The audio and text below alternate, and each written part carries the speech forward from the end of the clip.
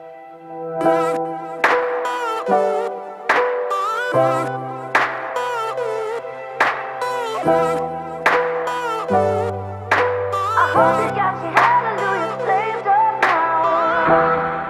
been the type to be told what to do. Don't need your opinion how to spend my youth. And maybe it's a curse, but I feel shatterproof.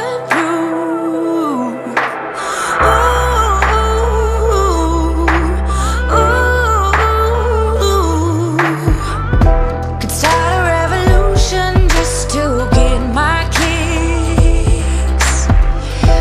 Wrap this crazy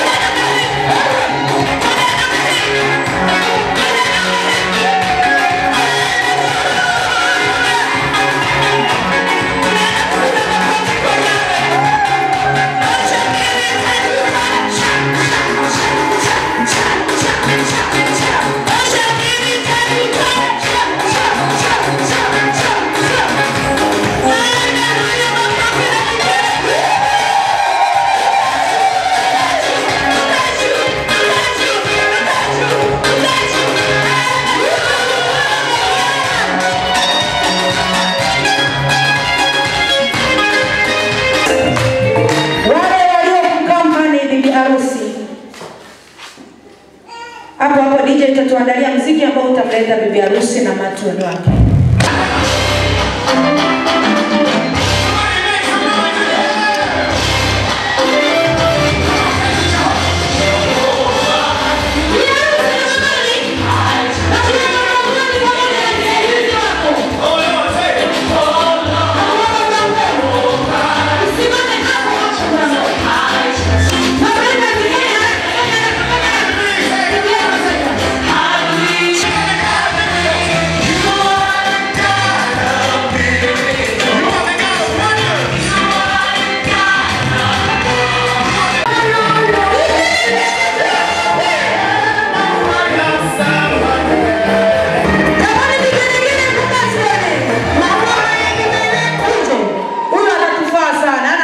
Maelekezo amekuja haraka sana. Bi harusi, najua huwezi kuitika leo. Utasogea taratibu, utaingia kanisani, lakini kabla ya kusogea, basi tuwekee muziki mzuri tumvute bwana harusi wetu.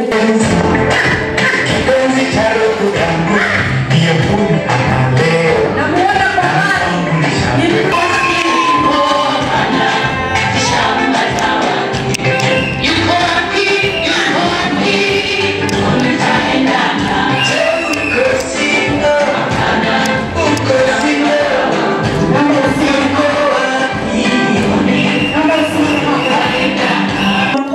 Bila muziki nani amfuate mwenzake?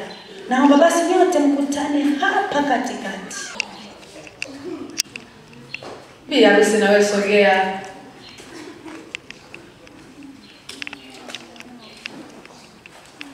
Amina, vigelegele kwa tafadhali.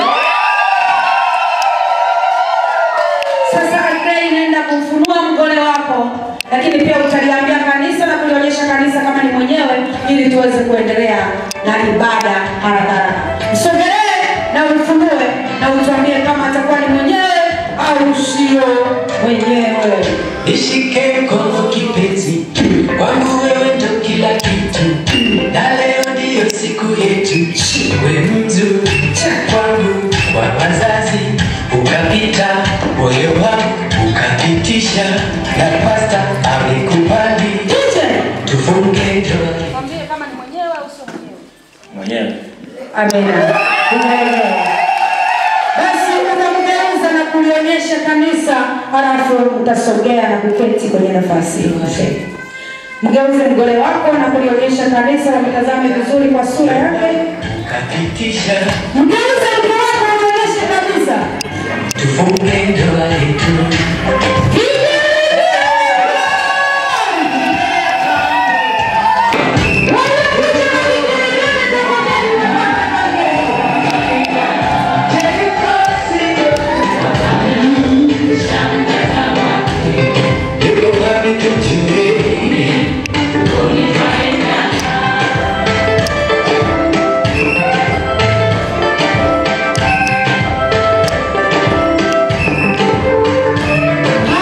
Muda karibu kwaya ya Liberation kwa ajili ya uimbaji.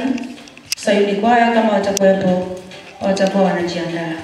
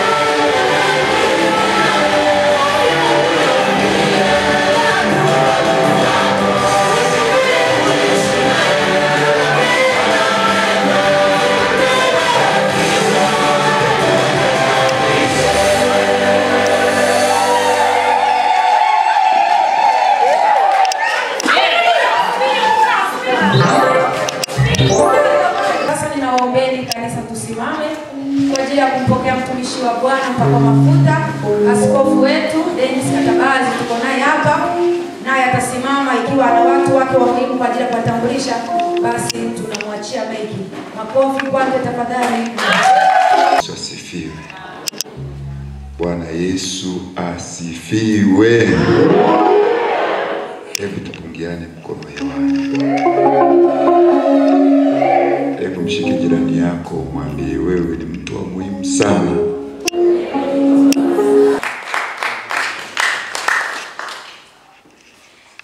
Huu ni mpango wa Mungu.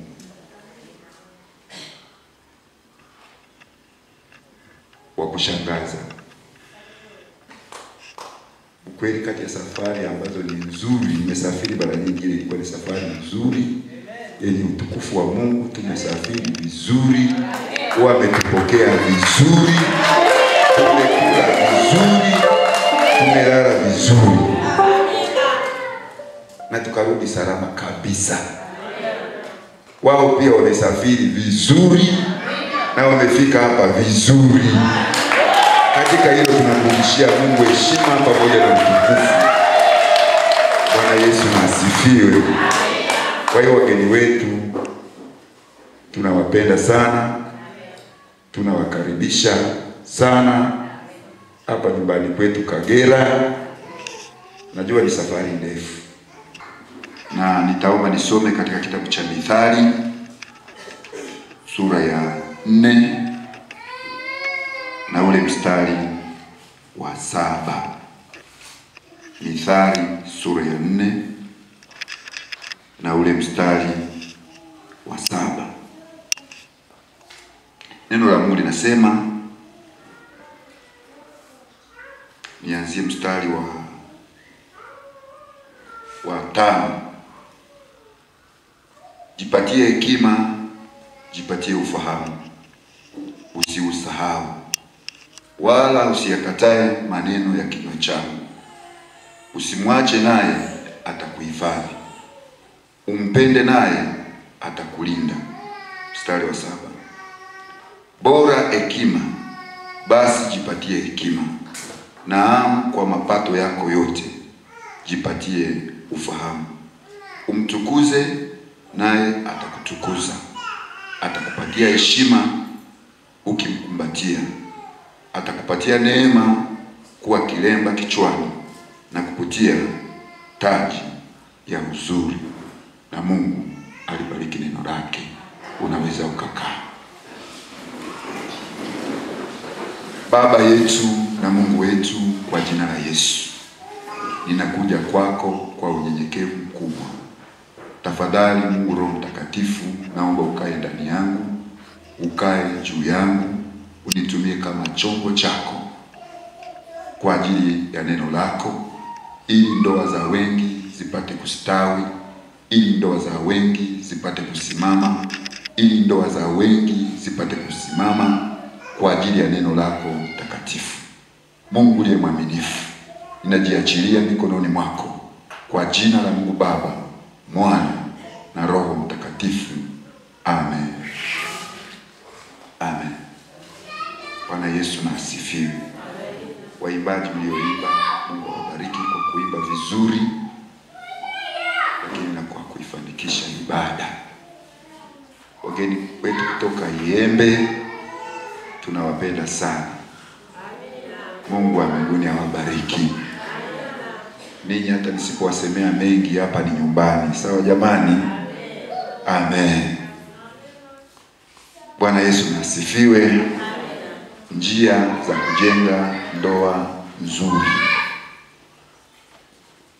Njia za kujenga ndoa bora. Ninatamani nifundishe njia za kujenga ndoa bora.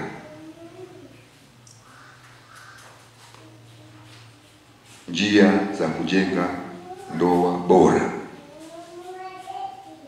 Kinachohitajika ili ujenge ndoa bora ni hekima. Hata maandiko tunayosema yanasema huyo hekima umkumbatie. hekima umpende, atakuwa kama kirema kichwani pako. Hekima ni ya muhimu sana katika ndoa. Hekima imebeba kila kitu, na ninatamani sana Akilei pamoja na Amenye hekima iwe juu yenu. Mtakuwa na ndoa yenye furaha sana. Moja ya kusudi la ndoa, Mungu kwa nini alianzisha ndoa katika bustani ya Edeni? Alitaka wale watu wawe na furaha. Sasa ili furaha iwepo, hekima ni ya muhimu sana kuliko kitu kingine chochote. Hekima ni ya muhimu sana. Mkikosa hekima, ndoa inaharibika. Na ndoa ikiharibika, familia imeharibika, jamii imeharibika. Bwana Yesu asifiwe. Kwa hiyo hekima ni ya muhimu sana. Ndoa ikiharibika, jamii imeharibika, kanisa limeharibika, taifa limeharibika, kila kitu kimeharibika. Kwa hiyo ndugu zangu wapendwa, maana nyepesi ya hekima ni matumizi ya ukweli kuhusu kujua cha kufanya na jinsi ya kufanya. Hiyo ndiyo hekima. Kujua jinsi ya kufanya, kujua cha kufanya na jinsi ya kufanya hata wakati wa kufanya. Hiyo ni hekima. Mimi nilijifunza masomo ya udereva. Wakati najifunza masomo ya udereva, tulijifunza mnyama mmoja anayeitwa kenge. Sasa kenge huwezi, sijui utamweka jamii ya wanyama, sijui jamii ya mjusi, mimi sielewi. Lakini tulijifunza juu ya kenge. Alafu tukajifunza juu ya kinyonga. Wakasema kwamba kuna dereva kenge na dereva kinyonga, na tukaambiwa tuchague unataka uwe nani kabla hatujaelezwa maana. Wengi walichagua kenge, wakafikiri kwamba kuna sifa nzuri, na wengine wakakataa swala la kinyonga, jinsi anavyojivuta, jinsi anavyobadilisha rangi. Wakasema kinyonga hamna kenge. Lakini yule mwalimu wetu akatufundisha hivi kwamba tatizo la kenge ni moja, huwa anakurupuka. Ana hekima. Na ukweli wakati tunaenda kule Chunya, tulikutana na kenge barabarani. Ametegeshea hivi, anataka kurupuka avuke barabara. Sasa mtu anayekurupuka anakutana na ajali, atagongwa. Kwenye ndoa kuhitaji kukurupuka, kwenye ndoa kuhitaji kuwa kama kenge, kwenye ndoa kunahitaji hekima. Hekima ikiwa juu yenu, furaha itakuwa juu yenu. Hekima ikiwa juu yenu, furaha itakuwa juu yenu. Hekima. Alafu tukaambiwa kinyonga akiangalia kwamba haya mazingira yanayokwenda kuvuka ni hatarishi, kitu cha kwanza anakuja, anafika pale barabarani, anasimama, anaangalia upande wa kushoto aone kama kuna usalama, anaangalia upande wa kulia aone kama kuna usalama. Akiona usalama haupo, anabana hapo hapo, ikiwezekana hata rangi anabadilisha maadui wasimuone. Lakini akikuta kushoto kuna amani, kulia kuna amani, hakuna dalili yoyote ya ajali, kinyonga yule anayetembeaga hivi, saa hiyo hivi anavuka barabara. Jamani, amina. Kwa nini? Hekima iko juu yake. Sasa kwenye ndoa kinachohitajika, ndugu zangu wapendwa, ni hekima. Amina. Waimbaji wameimba, enyi waume ishi na wake zenu. Kwa nini? Kwa akili. Kwa nini uishi na mwanamke kwa akili? Mwanamke anataka kuelewa. Yaani wao wameumbika hivyo. wanataka wafanye nini? Waelewe, na maswali yao ni mengi mno. Anatakiwa apate majibu, anatakiwa aelewe. Akilei, wakati mnachumbiana ulikuwa unamwambia, yaani nikabahatika tukafika nyumbani ndoa ikafungwa, tutaambatana kama kumbi. Ukija hiyo saa 4 usiku ukafika nyumbani, hata kukufungulia mlango, sio kwamba akupendi, anakupenda asilimia zote, lakini ameishaumia, umeshamtia jeraha la kwanza moyoni. Mume wangu alikuwa wapi? Hata akikukaribisha nyumbani, hata kama mtakumbatiana, hata kama utampiga busu, ameshakuwa na kidonda moyoni, umemtia jeraha.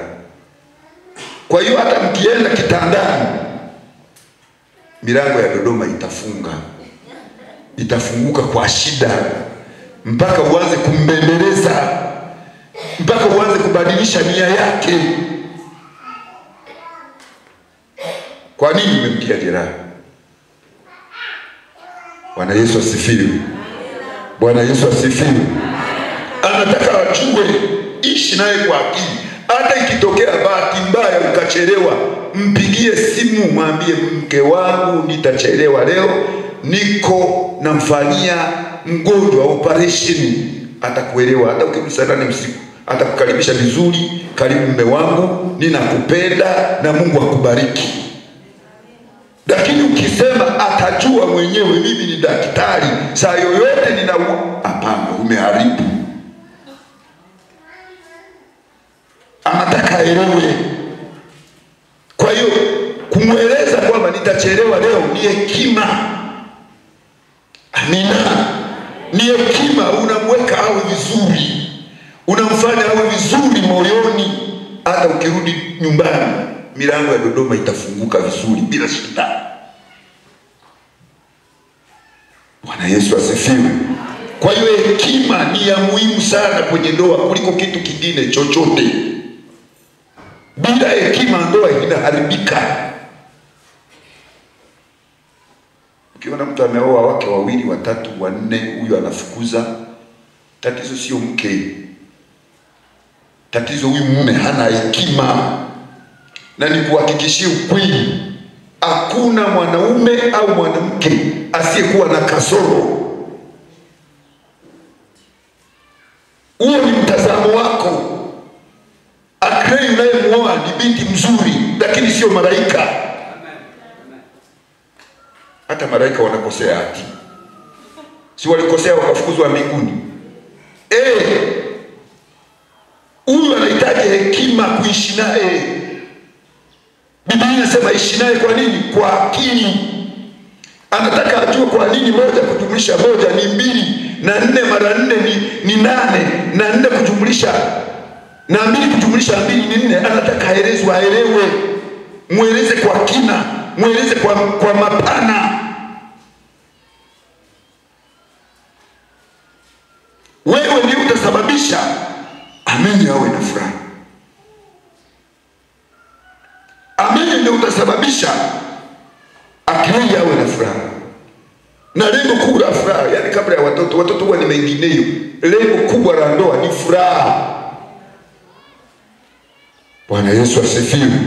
Siku ile Adam amelazwa, amefanyiwa operation, anatoka usingizini, anatoka kwenye ile operation, anakuta kitu kimekaa pembeni yake. Akasema hakika, jino lake lilionekana siku hiyo kwa mara ya kwanza.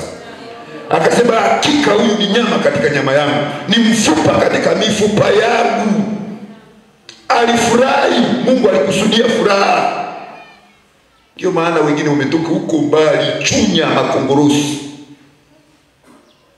wamekuja hapa Kagera, Karagwe, maili nyingi. Kwa nini? Wanataka hao vijana wawe na furaha. Kwa nini watu waiende mko hapa? Tunataka vijana hao wawe na furaha.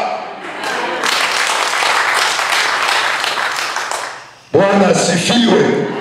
Na furaha ni kuona ndoa inastawi.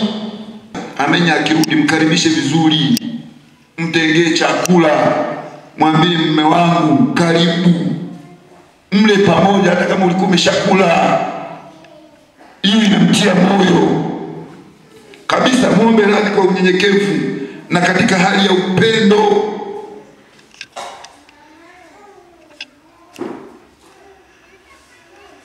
Mpe mapenzi mazuri. Kwenye kitabu cha Isaya inasema, Biblia inasema Bwana amefanya jambo jipya, mwanamke atamlinda mwanaume. Kwa nini jambo jipya? Si kawaida mwanamke kulinda. Anayelinda ni mwanaume.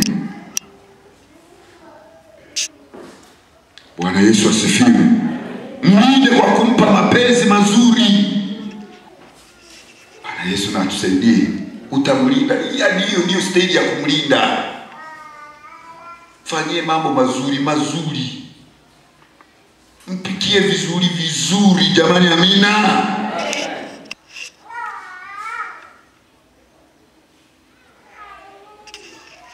Siku zote akilei muone mke wako kwa ni zawadi nzuri sana na inayotoka kwa Mungu. Muone mke wako ni zawadi nzuri mno inayotoka kwa nani? Kwa Mungu. Na ninakuhakikishia zawadi hiyo imetoka kwa Mungu. Mimi kwa akili zangu za kibinadamu sikupata majibu. Ni zawadi inayotoka kwa Mungu. Sasa kama ni zawadi inayotoka kwa Mungu, iheshimu, itunze vizuri kwa gharama yoyote. Bwana asifiwe. Angekuwa mwingine anasema huo umbali wote, na hata wazazi wamesema hivi, huko wanaume hawapo mpaka unaenda huko Kagera. Nasema ulichokisema, lakini si ajabu hata wazazi wa Akrei mmelalamika. Mkasema hivi huku mabinti hawapo. Hapo mnaogopa gharama. Yuko Mungu mwenye kuzibeba gharama kwa mpango wake. Jamani, amina. Walio wengi wanaonewa na shetani kwa sababu hawako kwa Mungu. Kama una Mungu, adui shetani hawezi kukuonea. Adui shetani hawezi kukuonea. Adui shetani hawezi kukutesa. Na niwaambie maadui wapo. Nenda nchi yoyote. Nenda hata kwa wazungu, nenda nchi yoyote, shetani yule yule. Lakini Mungu akiwa katikati yenu, adui atawaweza. Mpe Mungu nafasi ya kwanza. Mungu akiondoka, adui anapata nafasi. Biblia inaposema hakika hapana uchawi yule Yakobo, sio kwamba uchawi haupo. Uchawi haufanyi kazi kwa mtu wa Mungu. Mshike Mungu, muombe Mungu, muwe watu wa Mungu kweli kweli, mtashangaa. Bwana Yesu na asifiwe. Bwana Yesu asifiwe. Amina. Niwahakikishie wazazi, huku ni mahali salama sana. Bahati nzuri hali ya hewa ya kwenu ina tofauti kidogo na ya huku. Ni ile ile. Simeona asubuhi ni ukungu tu mlikuwa muonani. Kwa hiyo binti yenu atakuwa salama sana. Msiondoke, yani muondoke kwa furaha, kwa vigelegele. Na Mungu wa mbinguni akubariki sana. Naomba usimame mahali ulipo. Nataka nimuombe Mungu.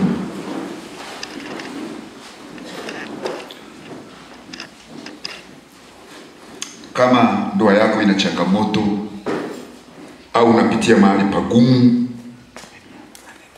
Mungu anaweza kukuponya leo. Mungu anaweza kuiponya ndoa yako. Mungu anaweza kuyaponya maisha yako. Mungu anaweza kurejesha furaha iliyopotea. Hebu ukiwa umeinua mikono yako juu, naomba nikuombee. Baba yetu na Mungu wetu, kwa jina la Yesu Kristo mwana wa Mungu uliye hai, tunakuja mbele za uso wako kwa unyenyekevu mkubwa. Ninapowainua watu hawa, waume kwa wake ambao wako hapa, ninapowainua vijana wetu Aklei pamoja na Menye, ambao dakika chache wanakwenda kuunganishwa kama mme na mke. Mungu uliye mwaminifu, ninakusihi ukaponye ndoa za watu hawa, ukagange ndoa za watu hawa, ukarejeshe furaha iliyopotea kwa jina la Yesu Kristo mwana wa Mungu hai. Hata wanaopitia mahali pagumu, tafadhali Mungu uliye mwaminifu, wasaidie kuvuka katika hiyo hali ngumu. Furaha yako ikarejee katika ndoa yao, uzima wako ukarejee katika ndoa yao kwa jina la Yesu Kristo mwana wa Mungu hai. Wasaidie Bwana waone furaha, na waweka watu wako mikononi mwako kwa jina kuu la Bwana na Mwokozi wetu Yesu Kristo Mungu wetu aliye hai, na wote tuseme amen. Amen. Naweza kukaa.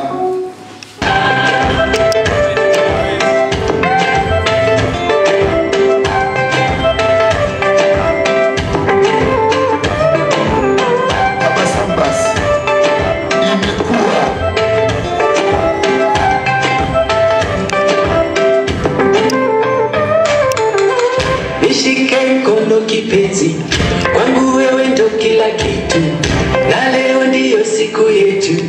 We mzuri kwangu, kwa wazazi ukapita, moyo wangu ukajutisha, na pasta amekubali tufunge ndoa yetu. Unatupendeza tukitembea pamoja, tuimbe pamoja na tufurahi pamoja.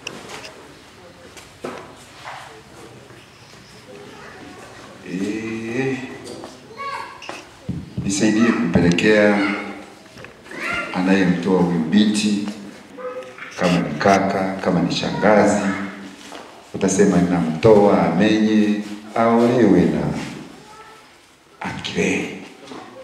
Ni nani anayemtoa huyu binti aolewe na kijana huyu? Yesu asifiwe sana. Nawapenda wote. Kwa majina naitwa Ambwene Bugwasa. Mimi ndio mlezi wa Amenye Bugwasa. Nipo tayari kwa tukio lolote linaloendelea hapa madhabahuni. Sisi kama familia toka Mbeya na Makongolosi tupo tayari kushuhudia tukio linaloendelea. Amen. Vigelegele na makofi kwao. Hayo ni makofi ya mwenyekiti wa kitongoji. Piga makofi makubwa kwa Bwana. Okay. Je, huyu ndiye mwanamke unayekusudia kumuoa? Kama ndiye, tafadhali thibitisha kwamba ndiye. Ndiye. Vigelegele na makofi kwa hayo ni mwenyekiti ya mwenyekiti wa kitongoji. Tupige ya Mungu aliye hai.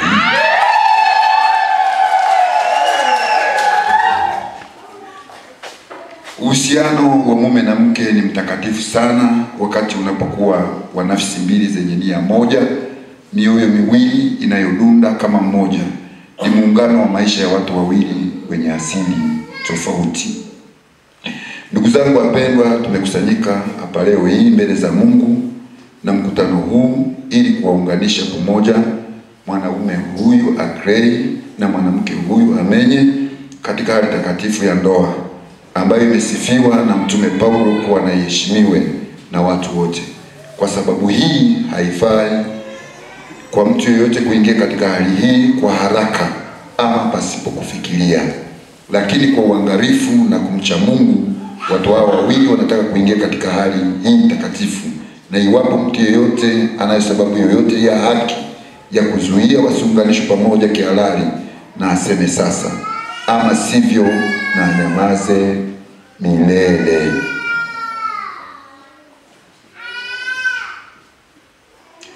Kama mtakavyojibu katika siku ile kuu ya hukumu ya kutisha, wakati siri zote za mioyo ya wanadamu zitakapofunuliwa, nataka jibu kutoka kwenu ninyi nyote wawili. Kama yeyote kati yenu anayo sababu yoyote ya kuzuia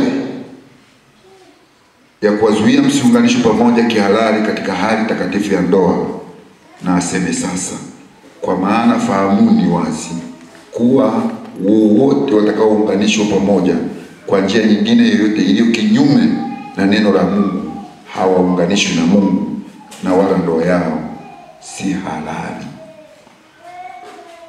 Sasa kama kuna mtu yeyote anasema mimi na Clay tulikuwa na ahadi, alikuwa amefika nyumbani kwetu na mahali ametoa, sasa ninashangaa kuona amesimama na binti mwingine, na aseme sasa kama hayupo basi na anyamaze milele. Natoa sekunde 2. Hayupo, vigelegele vingi na makofi. Clay, unakaribia kufanya uamuzi ulio safi na kiapo cha uaminifu kitakacho kugharimu majukumu mazito na ya kudumu. Mwanamke uliyemchagua sasa anakuwa mwenzi wa maisha yako, mrithi pamoja nawe katika mali zako na malkia wa nyumba yako. Hakuna njia nyingine ambayo angeweza kuweka upendo wake kwako. Anaachana na kufungamana na nyumbani kwao pamoja na uhusiano wa marafiki. Haya yote ili kushiriki pamoja nawe furaha na huzuni za maisha. Pamoja nawe atakaa na kwa ajili yako ataishi.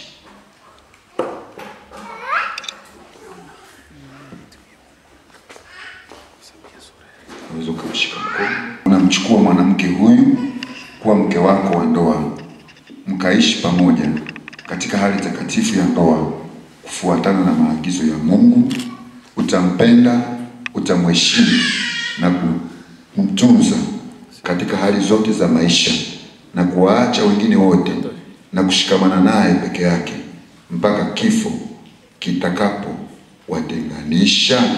Kama unakubali, sema ndio, nitafanya hivyo.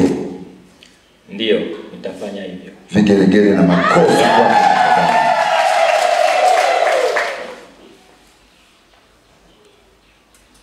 Amen. Nawe pia unaingia katika majukumu mazito. Yeye anayekwenda kukuoa anatazamia kutoka kwako faraja wakati wa majaribu. Tabasamu yako na iwe kama siku inayong'aa kwake. Sauti yako iwe kama mziki mtamu masikioni mwake. Juhudi yako na iwe utajiri wake mkuu. Midomo yako iwe mshauri wake mwaminifu, na maombi yako yao wakili asiyeshindwa katika mahakama ya mbinguni. Amen. Je, unampokea mwanamume huyu kuwa mume wako wa ndoa, mkaishi pamoja katika hali takatifu ya ndoa kufuatana na maagizo ya Mungu? Utampenda, utamheshimu na kumtii katika hali zote za maisha, na kuwaacha wengine wote na kushikamana naye peke yake mpaka kifo kitakapowatenganisha. Kama unakubali, sema ndio, nitafanya hivyo. Ndio, nitafanya hivyo. Vigelegele kwa kofi tafadhali. Vigelegele tena na makofi. Shike jirani yako mkono kumuuliza ama una wivu nini? Ana wivu nini? Aya, peleke baiki bwana harusi. Mimi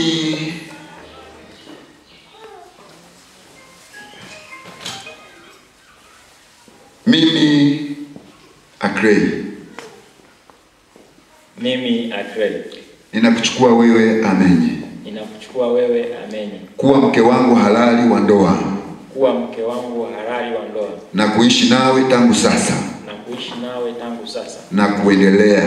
Na kuendelea katika hali zote za maisha, katika hali zote za maisha, katika mema na katika mabaya, katika mema na katika mabaya, katika utajiri ama umaskini, katika utajiri ama umaskini, katika ugonjwa na katika afya. katika ugonjwa na katika afya. Nitakupenda na kukutunza Nitakupenda na kukutunza muda wote tutakapokuwa hai. muda wote tutakapokuwa hai. Daima nitakupenda Daima nitakupenda kama Kristo alivyolipenda kanisa. kama Kristo alivyolipenda kanisa. Hivyo ninakuahidi uaminifu wangu. Hivyo ninakuahidi uaminifu wangu. Vigeregere na makofi kwa tafadhali. Pelekee maiki bibi harusi.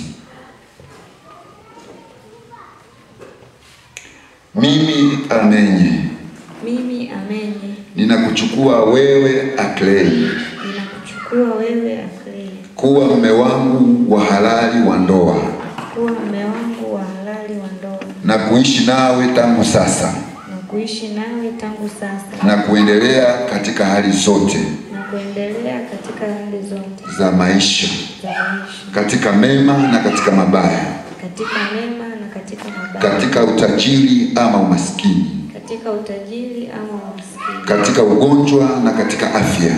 katika ugonjwa na katika afya. Nitakuheshimu na kukutii Nitakuheshimu na kukutii muda wote tutakapokuwa hai. muda wote tutakapokuwa hai. Daima nitakutii kama kanisa limtiivyo Kristo.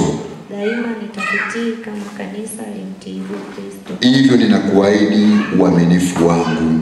Hivyo ninakuahidi uaminifu wangu. Vigeregere na makofi kwake tafadhali.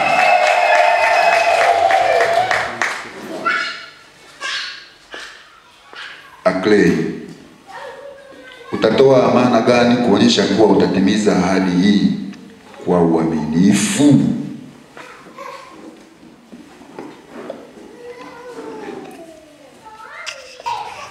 Ana pete. Pete hii ni nzuri, inang'ara, inapendeza kama mke wake anavyong'ara, anapendeza. Lakini pete hii haionyeshi mwanzo wala mwisho. Hii ni ishara ya kwamba upendo wa Aklei kwa Amenye hautakuwa na mwanzo na hautakuwa na mwisho. Kwa mkono wake, mkiamua kupiga magoti, mkiamua kusimama, mkiamua kuning'inia, vyovyote.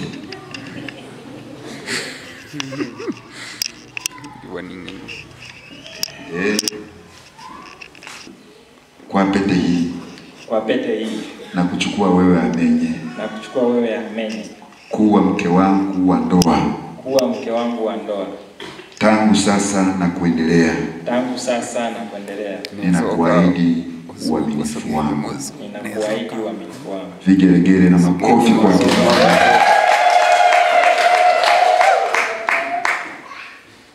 Amenye.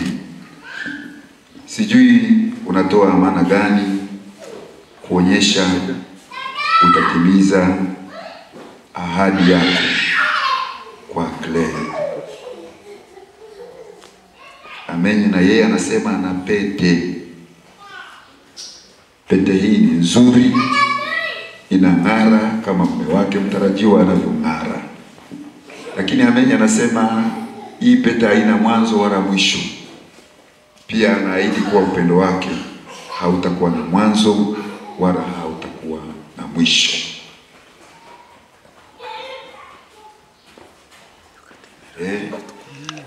Pelekee mengi.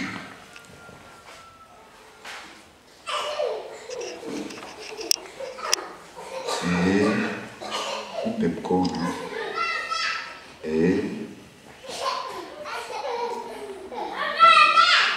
Kwa pete hii, Kwa pete hii na kuchukua wewe Aklei na kuchukua wewe Aklei kuwa mume wangu wa ndoa kuwa mume wangu wa ndoa tangu sasa na kuendelea. tangu sasa na kuendelea. Ninakuahidi uaminifu wangu. Ninakuahidi uaminifu wangu. Vigeregere na makofi kwake. Amen. Basi naweza mkapiga magoti wawili mkielekea madhabahuni, lakini mkiwa mmeshikana mikono. Baba mchungaji kama mzee wa kanisa upo tafadhali. Baba yetu na Mungu wetu, kwa jina la Yesu, ninakushukuru Mfalme kwa ajili ya Clay pamoja na Amen, ambao sasa unawaunganisha kuwa mwili mmoja. Mungu uliye mwaminifu, ninakushukuru kwa sababu baraka zako ziko juu yao. Naomba ukambariki Clay pamoja na Amen, ukawape afya njema, ukawape uzima, ukawape utajiri, ukawape ukwasi, ukawape furaha, ukawape amani, ukawatetee, ukawashindie kwa jina la Yesu Kristo mwana wa Mungu aliye hai. Damu yako mbichi iliyomwagika pale msalabani ikamfunika Clay pamoja na Amen, ukafunike mahali watakapoishi, ufunike kazi watakazozifanya kwa jina la Yesu Kristo mwana wa Mungu aliye hai. Wape watoto wazuri wa kiume na wa kike, bariki uzao wa tumbo lao kwa jina la Yesu Kristo mwana wa Mungu aliye hai. Tunawaachilia mikononi mwako. Mkono wako ni salama, mkono wako unaponya, mkono wako unaokoa, mkono wako unaleta uzima, mkono wako unaleta amani. Baba, tunaweka mikononi mwako. Sante kwa neema yako, sante kwa baraka yako, kwa jina la Yesu Kristo mwana wa Mungu aliye hai. Amen.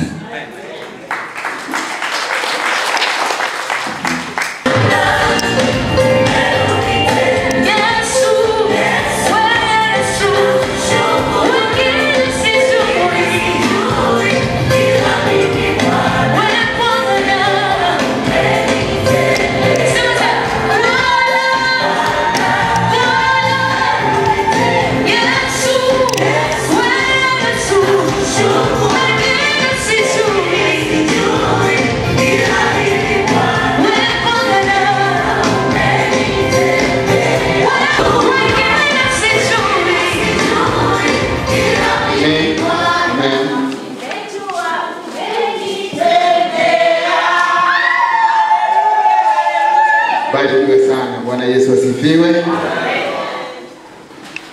Ya Mungu sadaka, maana hakuna ibada isiyokuwa na sadaka. Na karibu praise team kwa ajili ya sadaka.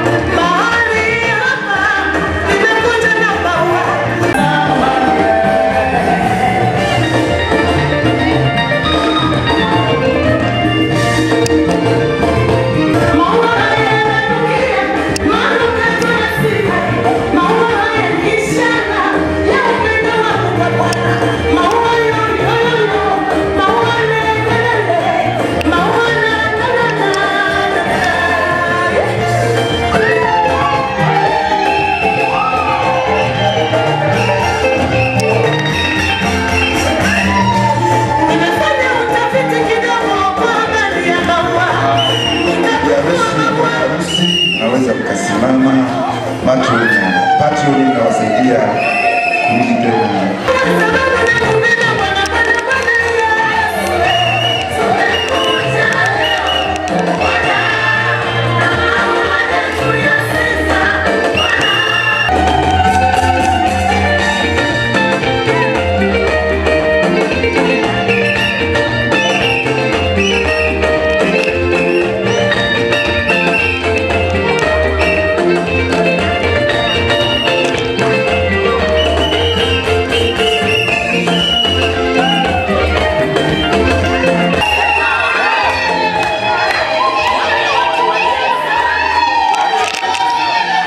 Pete hizi ziwe kumbukumbu wawili kuhusu viapo mlivyofanya leo hii kila mmoja kwa mwenzake, na ishara madhubuti ya upendo kati yenu.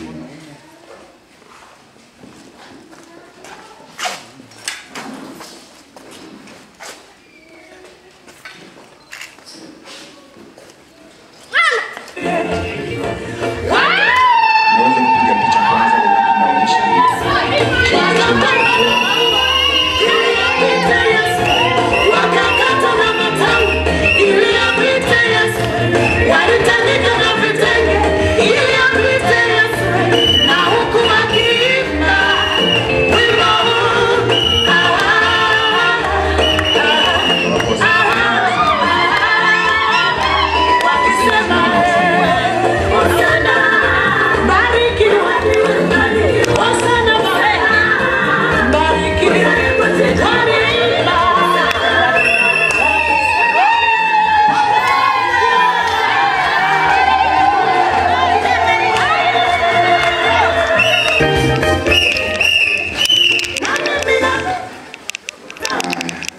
kwa sababu Aklei na Amenye mmekubaliana kwa pamoja katika ndoa takatifu na kwa kuahidi uaminifu kati yenu kwa kutoa na kupokea pete mbele za Mungu na mbele za mashahidi hawa, na kwa mamlaka niliyopewa kama mhudumu wa Injili na kama msajili wa ndoa kwa mujibu wa sheria za Jamhuri ya Muungano wa Tanzania, na watangaza watu hawa Aklei na Amenye kuwa sasa ni mume na mke katika jina la Mungu Baba, Mwana na Roho Mtakatifu.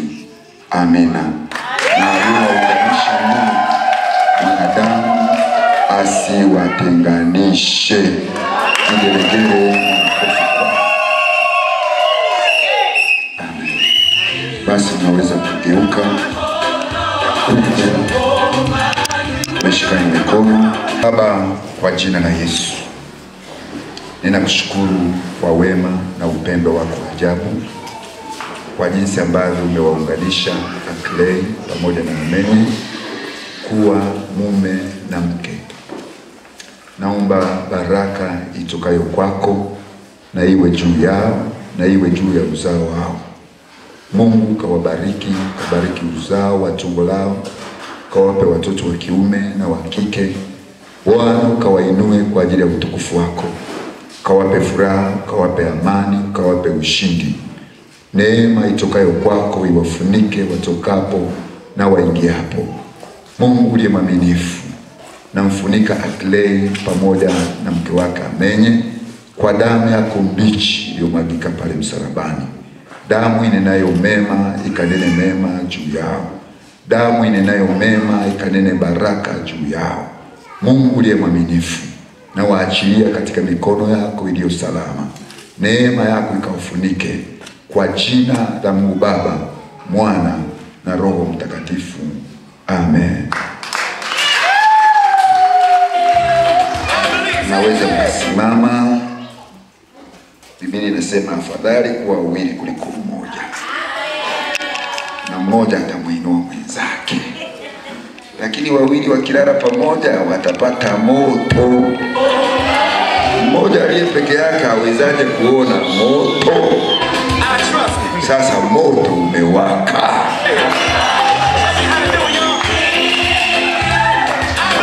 Mungu anacheza haya, mnageukia makutano sasa.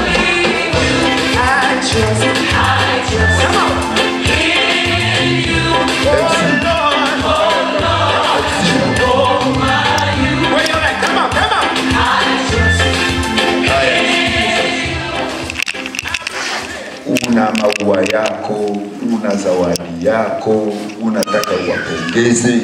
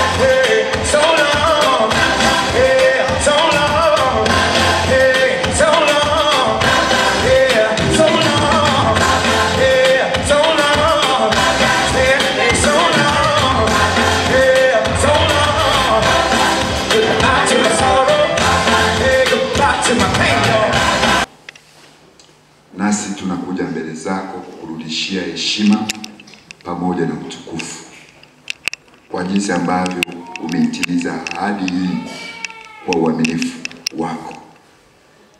Watu wako wamenyosha mikono yao na wamekutolea sadaka ya shukrani kwa ajili ya tukio hili.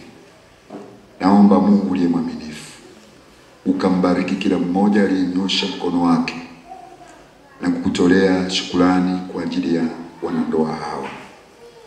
Sadaka ya shukrani aliyoitoa ikanene mema kwa habari ya maisha yake, ikanene mema kwa habari ya ndoa yake, ikanene mema kwa habari ya uzao wake na kazi za mikono yake. Mungu uliye mwema na Mungu uliye mwaminifu, na waweka watu wako hawa waliosafiri kutoka Mbeya na wenyeji mikononi mwako, na wote waliohusika katika kufanikisha ibada ya leo.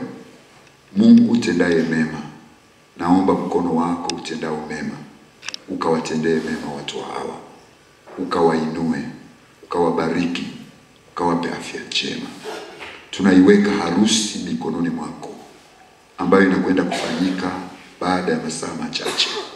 Tafadhali Mungu uliye mwema na Mungu uliye mwaminifu, ukawabariki, ukaibariki harusi hii. Bwana, ukafanikishe kila kitu kinachokwenda kufanyika, na uweka watu wako mikononi mwako. Na wakati huu wanapojiandaa kurudi kwenye sherehe, Mungu, na uweka watu wako mikononi mwako, kwa jina kuu la Mungu Baba, Mwana na Roho Mtakatifu. Na wote tuseme amen. Okay, muziki mzuri. Unaweza kuwapongeza wakati wote tunaenda nje.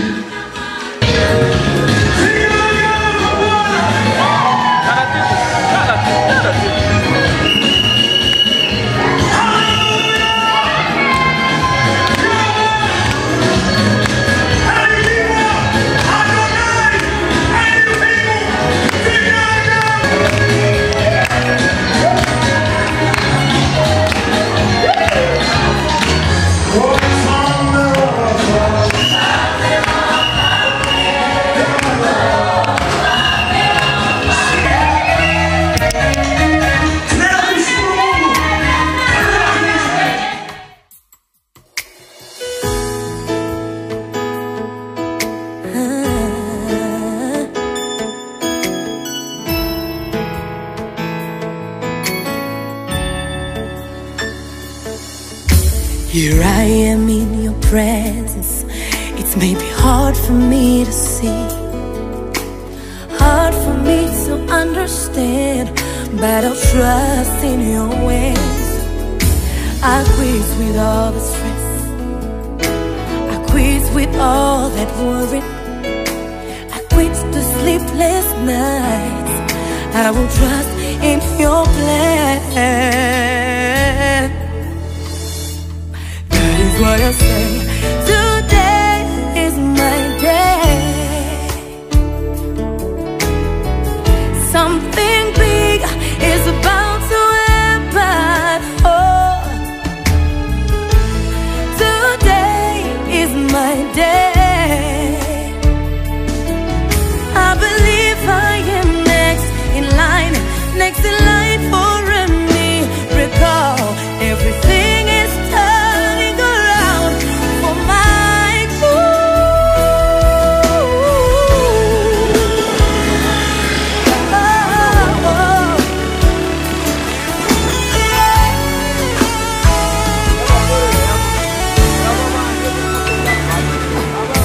Here I am in your presence. It's maybe hard for me to see, hard for me to understand, but I will trust in your ways. I say no to all the stress, no to all that worry, no to the sleepless nights. I will trust in your plan. That is what I say.